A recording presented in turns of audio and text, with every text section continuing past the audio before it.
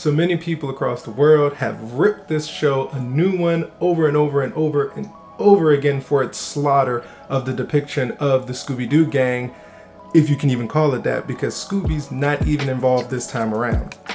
At least not the Scooby we're used to. Velma is an American adult-oriented animated mystery horror comedy television series that was based on the character Velma Dinkley from the Scooby-Doo franchise. As of the time of this recording, Velma is one of the, if not the most hated animated shows of all time, sitting on Rotten Tomatoes with 40% right now. Audience score is at 7%, and then of course a predictable 1.5 out of 10 on IMDb. Now with all that being said, that is just straight up fact on what we have in terms of scores and ratings for the show and what we've been hearing from the internet. And with all that being said, I'm actually weirdly happy to say there will be a season 2. Season 2? Yes, exactly. I know you guys know how I feel now about the TV show Titans. I have watched that show for 4 to 5 years now. Hate watched it. You hate watch this show in the popularity, unfortunately.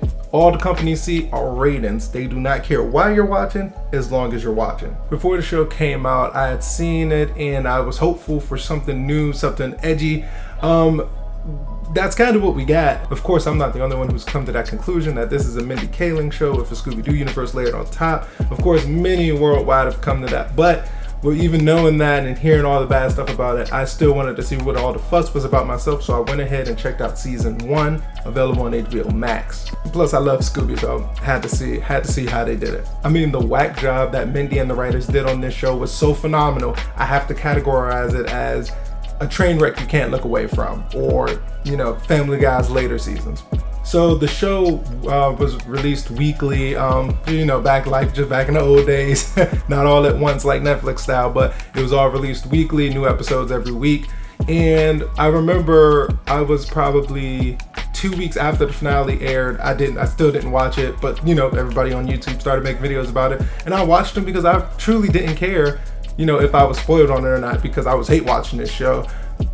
And then that's when it happened. As I'm sitting there watching these videos on how terrible the show was and how horrible the finale is, I started to realize that's why I was watching the show. I wasn't just hate watching it anymore. I was watching to see what went terribly wrong next. I mean, whether we're talking about Fred being the worst/best version of a Caucasian American, any of Daphne's multiple non-working storylines, Norville aka Shaggy being a simp, or even Velma being the worst drawn character alive. Though I hate to admit it sometimes, and people will not like to hear it, I've come to enjoy these shenanigans. Crazy thing to me, and I have to include this because every video I have usually has a crazy theory, is that Mindy herself probably orchestrated this whole thing. Think about it real quick. Everybody and their second cousin removed knows about Scooby-Doo. So who in their right mind would have greenlit this show, knowing the type of backlash they would get? Unless they were promised guaranteed views. Now you're starting to see the formula, right? Mindy comes in with a below average idea for an animated series to promote her love of Caucasian American males even more than she already has. But it's hard in this company ecosystem of mergers and full shows being made and produced, but dropped to save money. So as a TV show creator and writer, you have to be able to guarantee views to a company from something. And what has Teen Titans Go proven?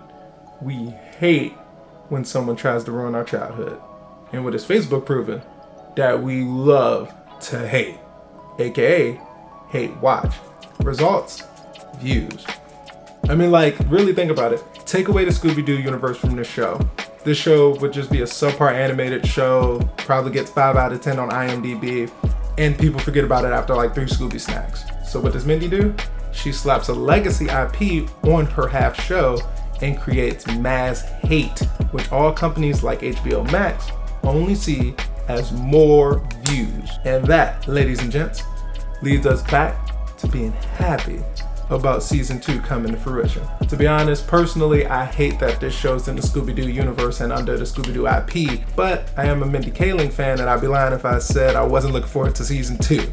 Because at the end of the day, you strip away the Scooby names and the Scooby-Doo references, and you're just left with an adult animated show with real dark humor, and that happens to be one of my favorite genres. Future Dwight, play me out.